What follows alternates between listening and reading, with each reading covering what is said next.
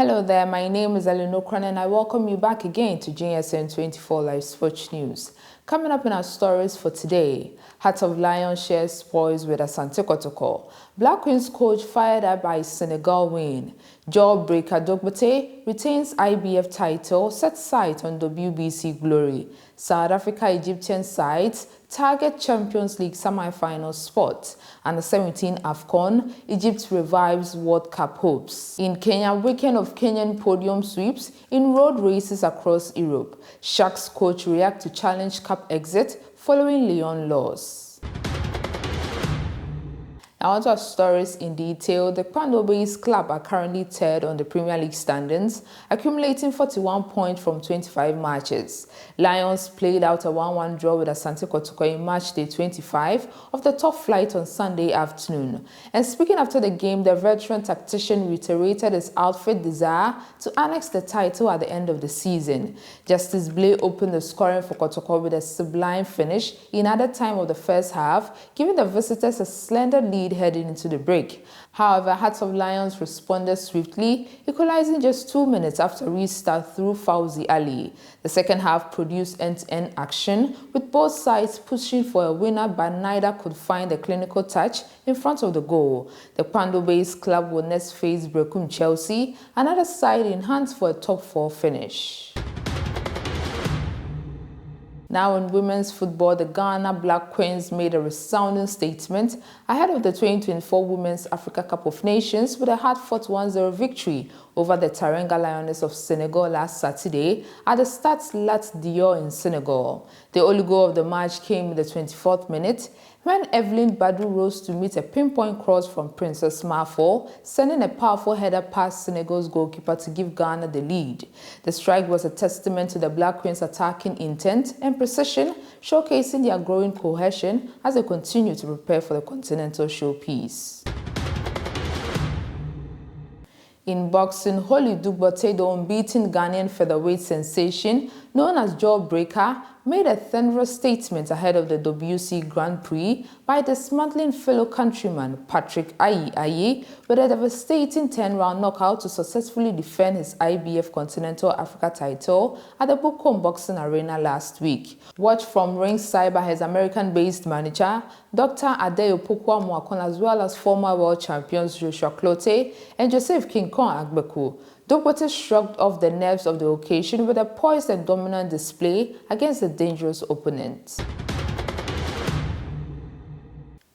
Now into other news, and in the CAF Champions League, South African teams Mamelodi Sundowns and Orlando Pirates and Egyptian clubs Al Ahly and Pyramids FC will be looking to secure a semi-final berth in the CAF Champions League this midweek. The second leg, the quarter-final fixtures, will be played across the continent on Tuesday and Wednesday, and the Buccaneers and the Brazilians both take slender leads into their respective ties. Pirates will host MC Algiers at the Orlando Stadium on Wednesday evening, with Maha Nkota strike giving Jose Rovero's Chargers a key 1-0 advantage. On Tuesday, Sundowns will face a testing away match at the Hamadi Agrebi Stadium against Esperance de Tunis. Miguel Cardoso's side hold a 1-0 aggregate lead thanks to Peter Sholileo's first leg strike, and the Portuguese coach want this clash to be business as usual. Tuesday also sees Egyptian side Al Ahly and Pyramids FC take leads to Morocco and Mauritania respectively. Al Ahly, the reigning Champions League title holders, looked very disappointed with their narrow 1-0 win over Sudan's Al Hilal last week, as they expect an extremely difficult return game in the Blue Wave adapted home in Nouakchott due to an ongoing civil war in their home country. Pyramids, by contrast, have 1 foot in the semi-finals thanks to their emphatic 4-1 triumph over the Moroccan Armed Forces team, ASFAR, and will be confident of getting the job done at the Unia Stadium in Meknes.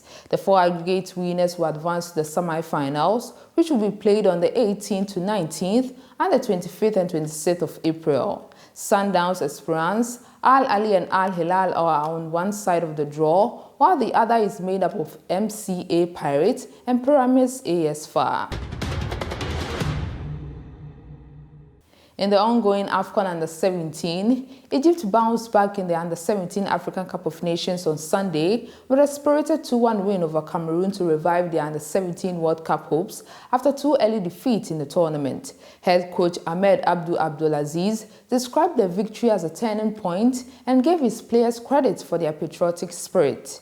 Egypt's win secures them a World Cup qualifying playoff spot against the third-place team from Group D on April 12th in El Jadida. Despite the difficult challenge ahead, the team feels prepared. Burkina Faso beat South Africa 2-0 at the La Bizouali Stadium, but Aman Jimbos advanced to the quarterfinals of the AFCON and booked a place in the World Cup in Qatar later this year. As for the young Stallions, they top Group B with 9 points, seeing a continuation of their impressive campaign so far.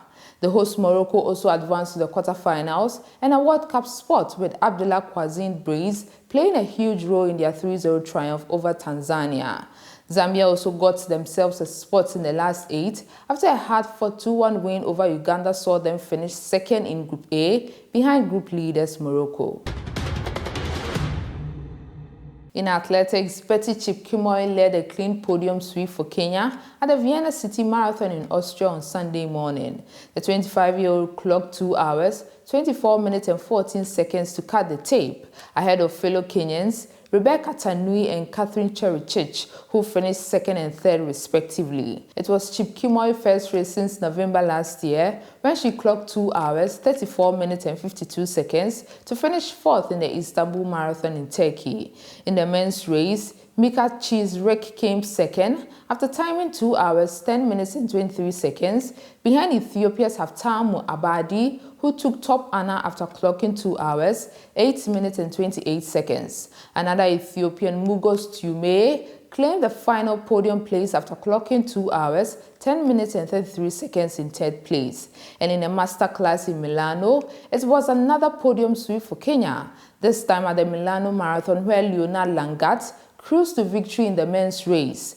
The 34-year-old crossed the finish line in 2 hours, 8 minutes and 38 seconds, ahead of Isaac Kipkemoi too, who timed 2 hours, 8 minutes and 45 seconds. Another Kenyan, Timothy Koskoi Kimchomba, back third place after running 2 hours, 9 minutes and 11 seconds. Juan Jeb Koskwe was Kenya's best performer in the women's race, clocking 2 hours, 25 minutes and 33 seconds to finish second. Ethiopia's Shuri Demise stopped the timer at 2 hours, 23 minutes and 32 seconds to take top honor as a fellow countrywoman, Alimchihe Mekuraya, clocked 2 hours, 23 minutes and 24 seconds to finish third. Finally, in Madrid, Livy Kibet and Emmy Chepkemoi flew the Kenyan flag high in Spain when they won the men and women's races at the Madrid Half Marathon.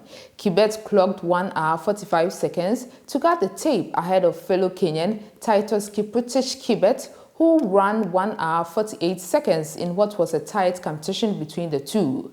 Tanzania Daniel Senda clocked 1 hour, 1 minute and 4 seconds to complete the podium places. Meanwhile, Chepkemoi put in a dominant performance, clocking 1 hour, 9 minutes and 9 seconds for a top prize in the women's race. Dinia Kedir Abayara of Ethiopia finished second after running 1 hour, 10 minutes and 00 seconds, ahead of another Kenyan, Nancy Sang, who came third in 1 hour, 11 minutes and 11 seconds. Now on to our final story, and in rugby, Sharks defense coach Joey Mangalo was positive about the young team sent for a Challenge Cup duty in France this past weekend. The Springbok-laden Sharks outfit opted to send a youthful squad for their Challenge Cup knockout clash against Lyon on Sunday, where they came unstuck, losing with a scoreline 34-21. The French club used the conditions to their advantage and burst away to a lead they never relinquish.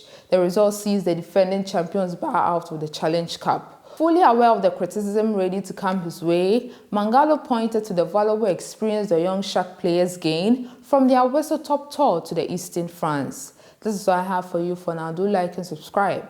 I'll be back with more.